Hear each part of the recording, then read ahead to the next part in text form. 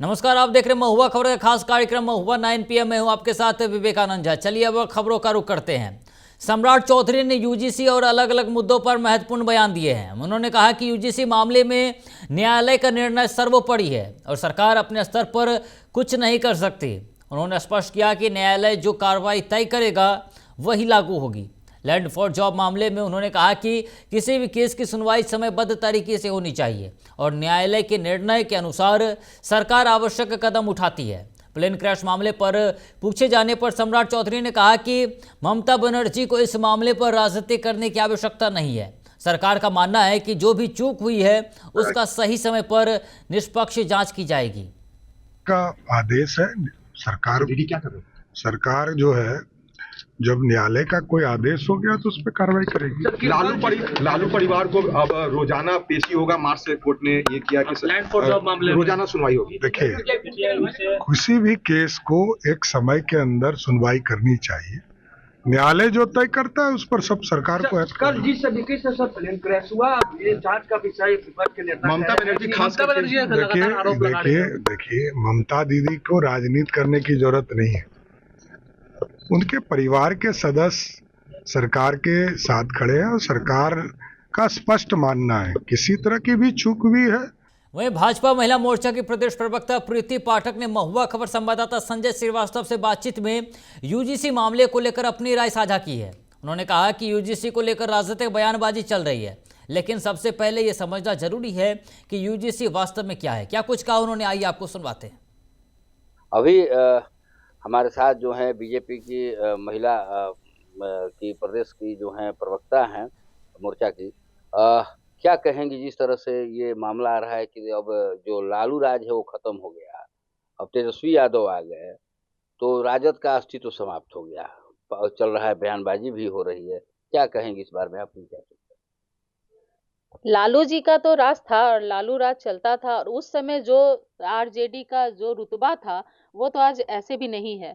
और पुत्र को चाहिए कि अपने पिता का नाम जो है रोशन करे। जिस तरीके से आपने भाजपा में देखा होगा कि जिस तरीके से एक पुत्र ने एकदम शीर्ष पे पहुंचकर अपने पिता के अधूरे सपने को पूरा करने का काम किया, तो वही उम्मीद लोगों को है तेजस्वी यादव से भी कि वो लोग सोच रहे होंगे कि भाई अपने पिता की तरह वो भी आगे निकलते। लेकिन यहाँ वो समझिए कि नौवीं फेल तो उनको बोला ही जाता है। राजनीति में भी उनको अच्छे नंबर नहीं आए हैं और वो फेल ही कहे जाएंगे, इसलिए ऐसी चर्चा हो रही है। देखिए प्रीति पाठक जी, सबसे बड़ी चीज ये है कि ये बातें आ रही हैं, बहुत बयानबाजी जो चल रही है उसमें ये आ रहा है कि बीजेपी कहीं ना कहीं जो है भड़काऊ भाषण कर रही है तेजस्वी यादव के बारे में।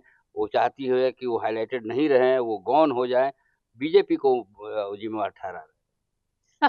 विपक्षी तो ऐसे भी कीचड़ उछालने का काम करती ही है और बीजेपी के लिए जितना कीचड़ उछलता है उतना ही खिल के कमल उभर कर आता है। तो इसलिए हम लोगों को विपक्षी जो कीचड़ उछालते हैं उस पे ध्यान नहीं देना है। लेकिन ये तो साक्ष्य है, लोग देख रहे हैं कि कौन सा पुत्र अपने पिता का नाम रोशन कर रहा है और कौन सा पुत्र अपने पिता के नाम को मिट्टी में मिला रहा है। वहीं आज राज्य उच्च जाति विकास आयोग की समीक्षा बैठक संपन्न हुई। बैठक की अध्यक्षता आयोग के अध्यक्ष महाचंद्र प्रसाद सिंह ने की, जिसमें प्रमंडल के सभी 6 जिलों के जिलाधिकारी और प्रमंडलीय आयुक्त तो उपस्थित रहे।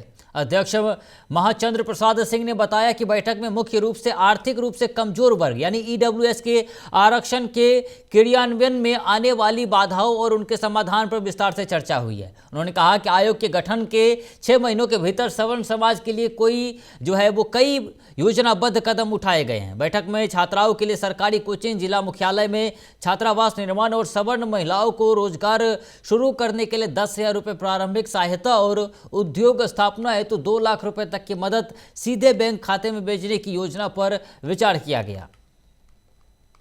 नीतीश कुमार जी ने आयोग का गठन किया और हमें प्रसन्नता है कहने में कि मात्र 6 महीने उम्र हुई है इस आयोग की और इतने कम दिनों में चुनाव भी हुए और अन्य काम भी हुए, पॉलिटिकल काम हुए, उसमें लोगों का एंगेजमेंट। चूँकि इसमें हमारे जो महाचंद्र प्रसाद सिंह अध्यक्ष के अलावे हमारे उपाध्यक्ष राजीव रंजन जी हैं, दूसरे साथी हमारे बैठे हैं, सक्रिय सदस्य हैं माननीय राजकुमार सिंह जी, जय कुमार झा जी, और फिर दयानंद राय जी, सभी के सभी सक्रिय सदस्य और उपाध्यक्ष के माध्यम से हम सब ने काफ़ी इसमें। तो ईडब्ल्यूएस आरक्षण क्रियान्वयन पर यह चर्चा की गई है और सवर्ण छात्राओं के लिए कोचिंग योजना पर भी इस दौरान बात कही गई। साथ ही साथ 10,000 रुपये जो सवर्ण जाति की महिलाएं हैं उन्हें उनके खाते में मिलने की बात कही गई ताकि वो रोजगार शुरू कर सके।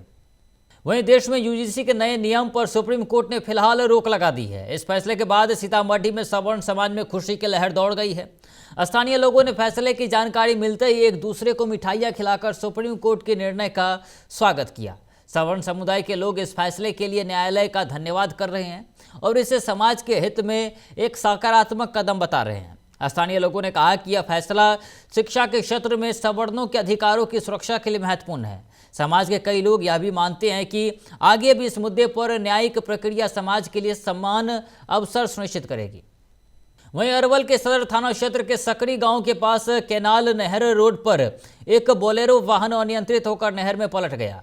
वाहन में कई लोग सवार थे जिनमें अधिकांश लोग पानी में सुरक्षित बाहर पानी से वो निकाल लिए गए। हालांकि वाहन के अंदर 2 महिलाएं फंसी रह गई। खेत में काम कर रहे भाई बहन कुंदन और सोनम ने साहस दिखाते हुए नहर में छलांग लगाई और फंसी दोनों महिलाओं को सुरक्षित बाहर निकाला। सूचना मिलते ही स्थानीय पुलिस घटनास्थल पर पहुंची और परिजनों से जानकारी लेने के बाद सुरक्षित 4 व्हीलर वाहन को नहर से बाहर निकाला गया। गाड़ी था, बोलेरो गाड़ी था। वो लोग माने कि दाऊदनगर औरंगाबाद से अरवल होते हुए माने कि जा रहे थे पटना की ओर। उसके बाद में ये स्थल घटना माने कि घटा। हम और कुंदन भैया आए थे आलू का खेत में, तो हम लोग एक्सीडेंट होने से पहले भी आए थे। तो हम लोग देखे आवाज़ बहुत जोर से किया ना, तो हम लोग आए और तो भैया ये सब दौड़ के आए तो कोई नहीं, मानी पब्लिक में कोई नहीं कूद रहा था नहर में। कुंदन भी कूदे, उनका मोबाइल भी खो गया है, पर्स भी चल गया, उसमें सब चीज सामान था, महिला भी थी उसमें से भैया निकाले। वहीं कैमूर के भभुआ सोन डिहरा गांव में एक व्यक्ति ने जमीन बेचने के बाद भुगतान न मिलने और समूह लोन के दबाव में डिप्रेशन में आकर आत्महत्या कर ली। मृतक कुमार शंकर पासवान ने सुसाइड नोट लिखकर फांसी लगाई और अपना जीवन समाप्त कर लिया। सुसाइड नोट में बताया गया कि उन्होंने 15 डिसमिल जमीन 3 बार 2025 में वीरेंद्र प्रसाद सिंह को बेची, लेकिन अभी तक पूरा पैसा नहीं मिला है। इसके साथ ही उन्होंने अपने बहन के लिए समूह लोन लेकर उसका भुगतान नहीं कर पाने के कारण मानसिक दबाव झेला। आए हुए मामला क्या है? सोनडिहरा गांव के हमारे जीजा थे उमा शंकर पासवान, पिता जय नारायण पासवान। ये डिप्रेशन में आके फांसी लगा के आत्महत्या कर लिए हैं। डिप्रेशन में आने का कारण क्या हुआ? जगह जमीन का विवाद था। कुछ जमीन एक वकील साहब है उनको लिखे थे, उनका नाम है वीरेंद्र सिंह, ये भभुआ सिविल कोर्ट में अधिवक्ता है। उनको जमीन लिखे थे और कुछ पैसा दिए थे, बाकी पैसा के लिए वो आजकल कर रहे थे, जिसके चलते वो डिप्रेशन में आ गए थे।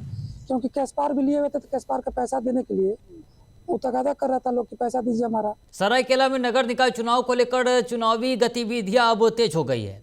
गमड़िया प्रखंड कार्यालय परिसर में आदित्यपुर नगर निगम के वार्ड संख्या 10 से 18 तक के प्रपत्र बिक्री केंद्र पर बुधवार सुबह से ही प्रत्याशियों और उनके समर्थकों की भारी भीड़ देखने को मिली। भीड़ को नियंत्रित करने एवं विधि व्यवस्था बनाए रखने के लिए प्रखंड कार्यालय परिसर में बांस की घेराबंदी भी की गई है। प्रशासन ने एहतियातन धारा 163 भी लागू कर दी है ताकि किसी प्रकार की अव्यवस्था ना हो। वार्ड संख्या 18 से नामांकन के लिए प्रपत्र खरीदने पहुंचे प्रत्याशी अंकुर सिंह ने कहा कि जनता उन्हें अवसर देती है तो वे सड़क, जलापूर्ति, सफाई, स्ट्रीट लाइट और अलग अलग नागरिक सुविधाओं को बेहतर बनाना अपनी प्राथमिकता समझेंगे। वही बनारस हिंदू विश्वविद्यालय यानी BHU परिसर में उस समय तनाव का माहौल बन गया जब 2 छात्रावासों के छात्र आपस में आमने सामने आ गए। जानकारी के अनुसार 4 डिबार छात्रों ने रुइया छात्रावास के एक छात्र के साथ मारपीट की। इस घटना के विरोध में रुइया छात्रावास के छात्र लामबंद हो गए। मामले ने और तुल तब पकड़ लिया जब बिरला छात्रावास के छात्र भी इस विवाद में शामिल हो गए। देखते देखते दोनों छात्रावासों के छात्र आमने सामने आ गए और आपसी झड़प शुरू हो गई। इस दौरान पथराव की भी सूचना है जिससे कैंपस में अफरा तफरी मच गई।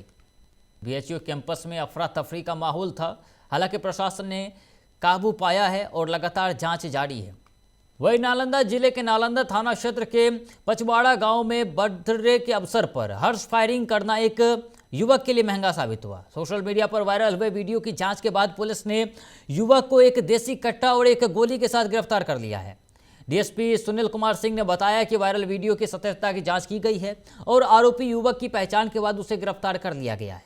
युवक ने पुलिस को बताया कि उसने अपने जन्मदिन की पार्टी में खुशी में फायरिंग की थी। पुलिस अन्य आरोपियों को पकड़ने के लिए छापेमारी कर रही है। इस घटना ने स्थानीय लोगों के बीच सुरक्षा की चिंता बढ़ा दी है और यह स्पष्ट कर दिया है कि हर्ष फायरिंग किसी भी स्थिति में कानूनी दृष्टि से गंभीर अपराध है।